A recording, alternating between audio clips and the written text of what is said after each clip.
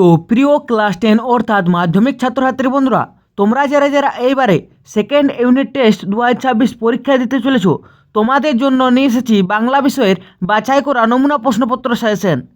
তো তোমরা এই ভিডিওটি শুরু থেকে শেষ পর্যন্ত দেখবে এবং যদি তোমাদের এই ভিডিওটি ভালো লেগে থাকে তো অবশ্যই লাইক করবে এবং যারা যারা এই চ্যানেল নতুন তারা অবশ্যই চ্যানেলটিকে সাবস্ক্রাইব করে পাশে থাকা বেল নোটিফিকেশন অল সিলেক্ট করে রাখবেন। তো দেখো, তোমাদের পূর্ণমান থাকবে 40 নম্বর এবং সময় থাকবে 1 ঘন্টা 30 মিনিট। 1 নম্বরে আছে সঠিক উত্তরটি বেছে লেখো। একের একে আছে তব সরে মরিয়া বাঁচিল, মরে বেঁচে উঠেছেন। এখানে উত্তর হিসেবে অপশন ঘ অর্থাৎ কুম্ভকর্ণ। 2 নম্বর প্রশ্ন আছে বস্ত্র শিষ্যের মশাল জেলে কে আসছে। এখানে উত্তর হয়ে যাবে অপশন ক অর্থাৎ নবীন। 3 নম্বর প্রশ্ন আছে তার আমি জমিন হতে পারি, বক্তাকে। এখানে উত্তর হয়ে যাবে অপশন ক অর্থাৎ জগদীশ বাবু। 4 নম্বর প্রশ্ন আছে সিন্ধু তীরে পাঠ্যাংশটি যে কাব্যগ্রন্থ থেকে নেওয়া হয়েছে সেটি হলো। এখানে উত্তর হয়ে যাবে অপশন ক অর্থাৎ পদ্মাবতী। 5 নম্বর প্রশ্ন আছে কুস্তি শুরু হয়ে গেল, কাদের মধ্যে কুস্তি শুরু হলো। এই প্রশ্নের উত্তরটি তোমরা কমেন্টে জানাবে। 6 নম্বর প্রশ্ন আছে আমি এখন চললাম কাকাবাবু, কাকাবাবু পদটি যে সমাসের উদাহরণ তা হলো। এখানে উত্তর হয়ে যাবে অপশান ক অর্থাৎ কর্মধারয়। 7 নম্বর প্রশ্ন আছে প্রলয় উল্লাস কবিতাটি যে কাব্যগ্রন্থের অন্তর্গত সেটি হলো। এখানে উত্তর হয়ে যাবে অপশান ক অর্থাৎ অগ্নিবীণা। 8 নম্বর প্রশ্ন আছে সে পবিত্র হলেও সৎ, এই বাক্যটি কোন ধরনের বাক্য। এখানে উত্তর হয়ে যাবে অপশান খ অর্থাৎ জটিল বাক্য। 2 নম্বরে আছে সংক্ষিপ্ত প্রশ্নের উত্তর দাও। প্রথম প্রশ্ন আছে নাদিলা করবুর দল, করবুর দল এর মানে কি।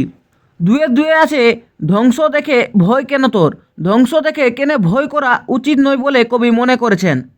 3 নম্বর প্রশ্ন আছে পথে কুড়িয়ে পেলাম, পথে বক্তা কি কুড়িয়ে পেয়েছিলেন। 4 নম্বর প্রশ্ন আছে পঞ্চকন্যা পাইলা চেতন, পঞ্চকন্যারা কিভাবে চেতনা ফিরে পেল। 5 নম্বর প্রশ্ন আছে অমৃত ফতোয়া জারি করে নিল, অমৃত কি ফতোয়া জারি করেছিল।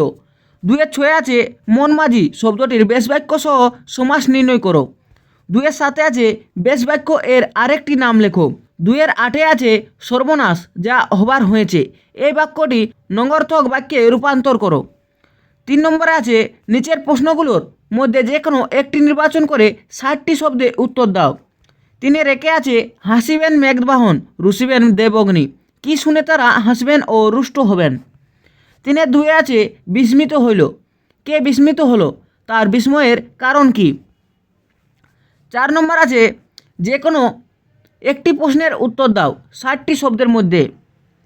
4-1 আছে বুড়ো মানুষের কথাটা শুনো, বুড়ো মানুষকে তার কোন কথা শুনতে বলা হয়েছে। 4-2 আছে আমাকে বাঁচানোর জন্য তো মা আছে, বক্তাকে, এই উক্তির কারণ ব্যাখ্যা করো। 5 আছে যে কোনো একটি প্রশ্নের উত্তর দাও 150টি শব্দের মধ্যে। 5-1 আছে প্রলয় উল্লাস কবিতায় কবি কীভাবে প্রলয় ও সৃষ্টির প্রকাশ ঘটিয়েছেন তা আলোচনা করো। 5-2 আছে তথা কন্যা থাকে সর্বক্ষণ, এখানে কোন কন্যার কথা বলা হয়েছে, সে কোথায় ও কেন সর্বক্ষণ থাকে।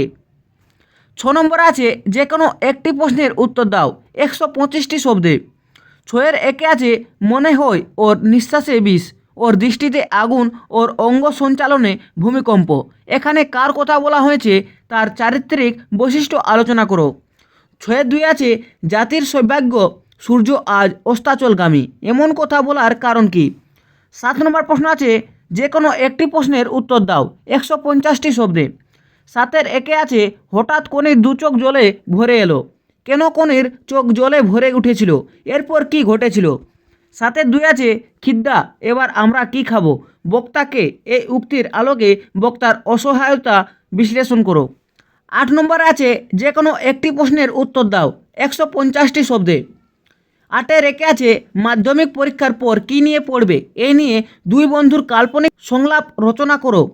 8-2 আছে অর্থাৎ শেষে আছে বিদ্যালয়ের একটি সাংস্কৃতিক অনুষ্ঠান সম্পর্কে একটি প্রতিবেদন রচনা করো। তো এই ছিল ক্লাস 10 অর্থাৎ মাধ্যমিক সেকেন্ড ইউনিট টেস্ট 2026 বাংলা বিষয়ের বাছাই করা নমুনা প্রশ্নপত্র সাজেশন। তো যদি তোমাদের এই ভিডিওটি ভালো লেগে থাকে তো অবশ্যই লাইক করবে এবং যারা যারা এখনও পর্যন্ত এই চ্যানেলটিকে সাবস্ক্রাইব করে রাখোনি তারা অবশ্যই চ্যানেলটিকে সাবস্ক্রাইব করে পাশে থাকা বেল নোটিফিকেশান অল সিলেক্ট করে রাখবেন।